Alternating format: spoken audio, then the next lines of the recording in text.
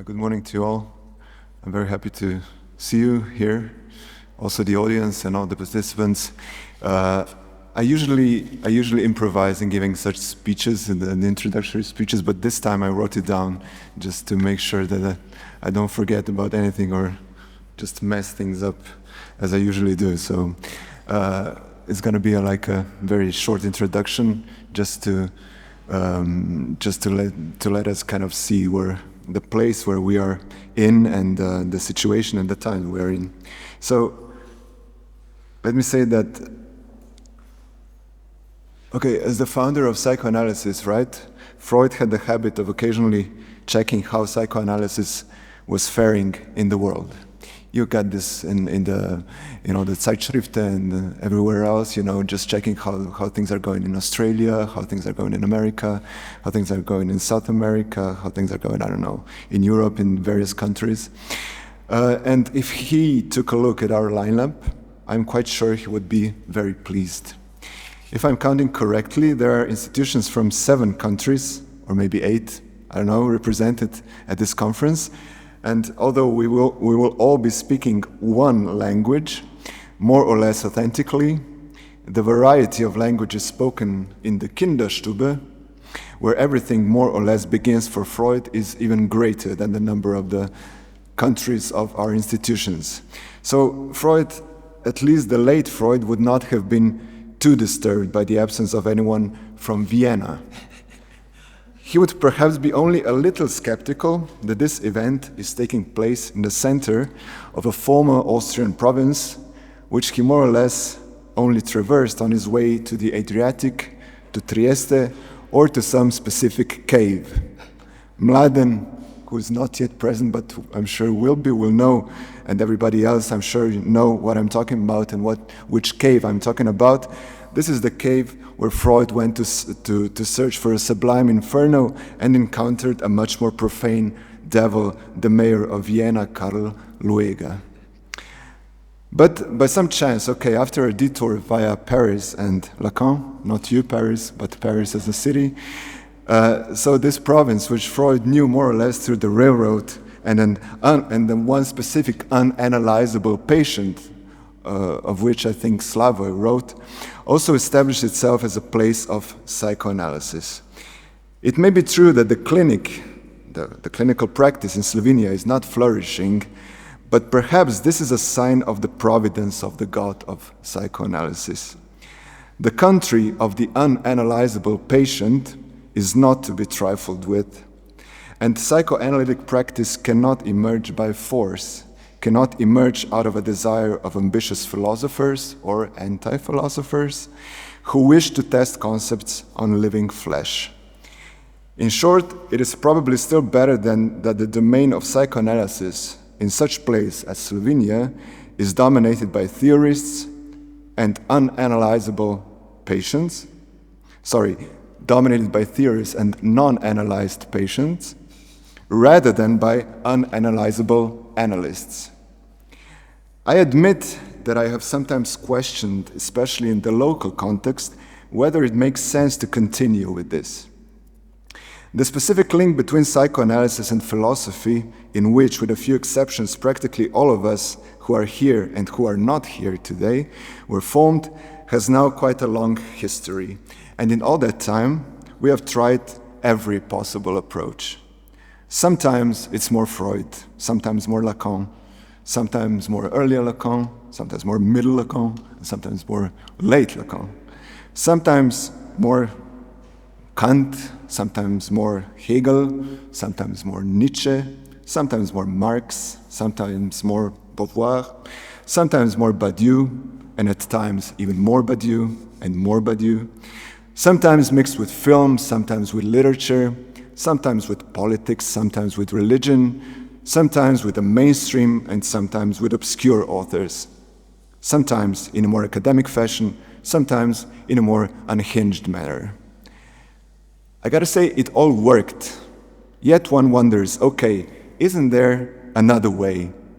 Can't I decide at some point to not only change the subject, but also the approach? It must be said, aside from the epigons who never get tired of anything, of course, Most of us have ventured there, but almost everyone returned, came back to psychoanalysis and philosophy.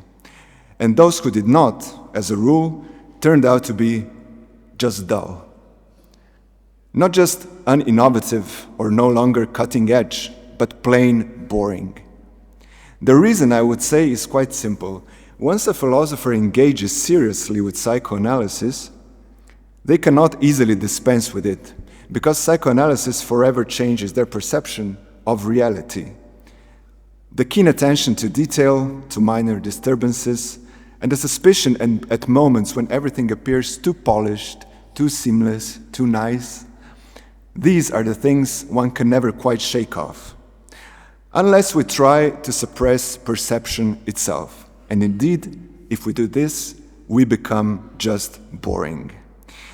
With this in mind, after some discussions with my colleagues at the Institute, and particularly, of course, with Lorenzo, the decision was made to pose this very question.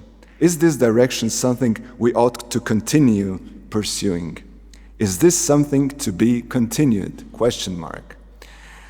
And the three dots, which by a curious twist, as you remember, have moved to the other side of the question mark, suggest that this inquiry will obviously persist, to say the least. And the second installment of this series of events, which we are inaugurating today, affirms to me our commitment. It affirms to me that we are well serious about the series. Some of us are here for the second time. Some have joined us just for the second installment, for the first time, but now for the second conference, and I hope some will join in the future. But what remains at the heart is the nexus of philosophy and psychoanalysis, and of course, our ongoing collaboration with Newcastle University. This conference, along with all research exchanges that we have organized so far, serves as a solid evidence that sometimes institutionalization inspires us to achieve more than we would on mere impulse. I'm looking forward to today and all the days that will follow. My thanks go out to everyone who played a part in organizing this event, to all who accepted our invitation, and to all of you here in the audience. And again, especially to Lorenzo, the co-organizer. So please, Lorenzo, continue. Thank you today. Very nice introduction. Good morning, everyone. And a warm welcome also from me. I would like to spend a couple of words on two things. A, how the conference originated, and today already said something, and B, what it, at least ideally, aims to achieve. So on the first point, the conference is, as Tadej just said, part of the ongoing research and exchange activities planned within a Memorandum of Understanding Philosophy at Newcastle University and the Institute of Philosophy here, established in 2022. The collaboration includes postgrad exchanges, the joint organization of research events like present one, joint applications for external funding, and now also a staff mobility scheme. The collaboration between the two departments, our two philosophy departments, is also spearheading a wider collaboration between other departments and schools at ZSE, SATSU, and Newcastle University. I would like to thank both institutions for their support in putting everything in place. On the Newcastle side, I would especially like to thank the head of School X, Ruth Morrow, the Dean of Global, Chris Whitehead, and the Faculty Research Group in Critical Theory for their financial support. On the second point, we move towards the more content-based part of my short intervention, that is to say, what we aim to achieve with the present conference and the one we held in November. Allow me to read out a short statement that tries to account for and substantiate the title we have chosen. So, to be continued, part 2. It's almost like a Freudian joke, right? So, to be continued, part 2. Not sure there will be a part 3. We very much hope there will be, but here we are. So, we can certainly say that the dialogue between philosophy and psychoanalysis has so far proved very difficult, ever since the inception of psychoanalysis itself. So we should ask, is there such thing as a philosophy, psychoanalysis relationship? Or has it always been only empty speech? In that case, should it be continued? Question mark. On the side of psychoanalysis, Freud was notoriously critical of philosophy, most conclusively when reading together the discourses of religion, philosophy, psychoanalysis, and science. Freud does not hesitate to associate philosophy with religion and psychoanalysis with science. Philosophy, even in its contemporary variations, and despite declaring the death of God, remains for Freud a Weltanschauung, a totalizing vision of the world. When we turn to Lacanian psychoanalysis, ambivalence with respect to philosophy reigns supreme. First, Lacan seems to pick up a quite personal fight against philosophy. He says, I rebel against philosophy, since in line with Freud, Lacan says, there is only one kind of philosophy, and it's always theology.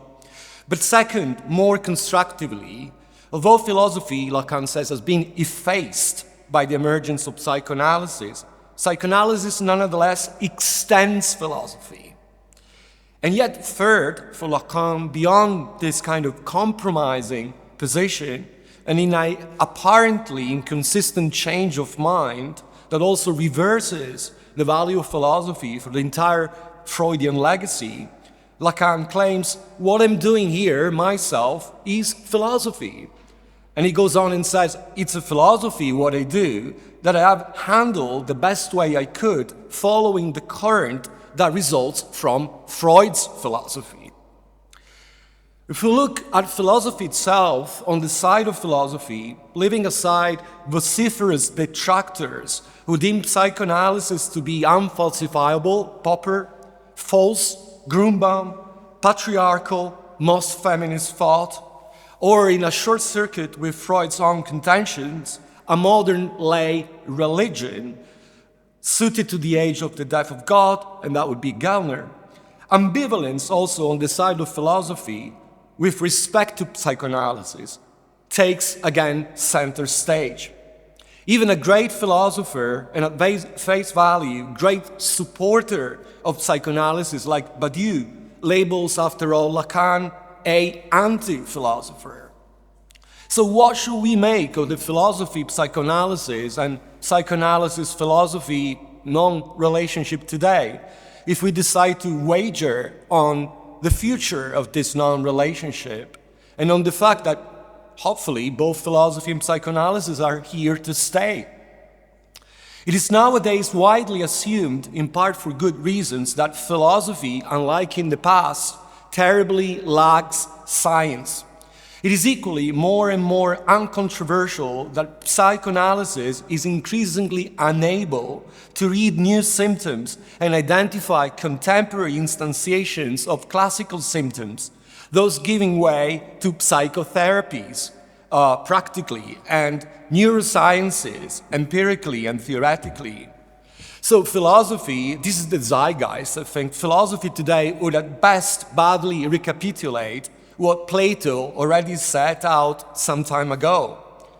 Psychoanalysis would at best stand as a sad, I quote, Nobel Prize winner metaphor, end product, like a dinosaur or a zeppelin of everything that went wrong in the 20th century.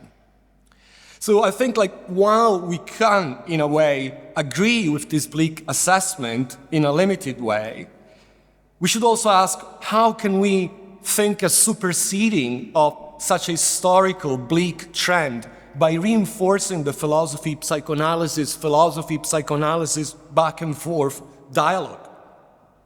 Last but not least, how can the philosophy-psychoanalysis-philosophy dialogue contribute politically to counter the global disaster we are witnessing very palpably today? Capitalism is more and more a discourse of the indifferent one. The exponential proliferation of differences, identity politics under capitalism increasingly renders them indifferent. They serve only the one of capital, whose identity is in fact nothing other than the indifference between the global oneness of money and these very indifferences.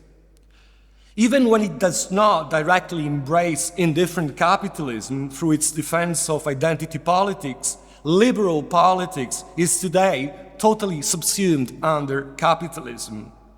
The progressive fool who attempts to tell the truth about truth, ending up instead with the relativistic truth, there is no truth, paves the way for indifference. And thus becomes more and more indistinguishable from the capitalist knave. It should be our wager, I think, today, here, presently, it should be our wager that a sound, renewed philosophy, psychoanalysis, philosophy dialogue, however theoretical it may be, can still critically and effectively oppose such discourses of indifferentiating totalization and totalizing indifferentiation. Okay, without further ado, let me quickly introduce the first panel. The first panel focuses on readings of a text by Freud, specifically Metapsychological Supplement to the Theory of Dream.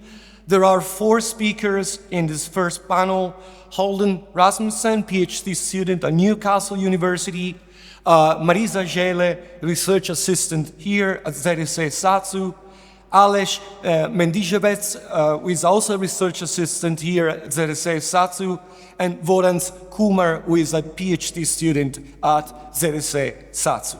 Thank you very much.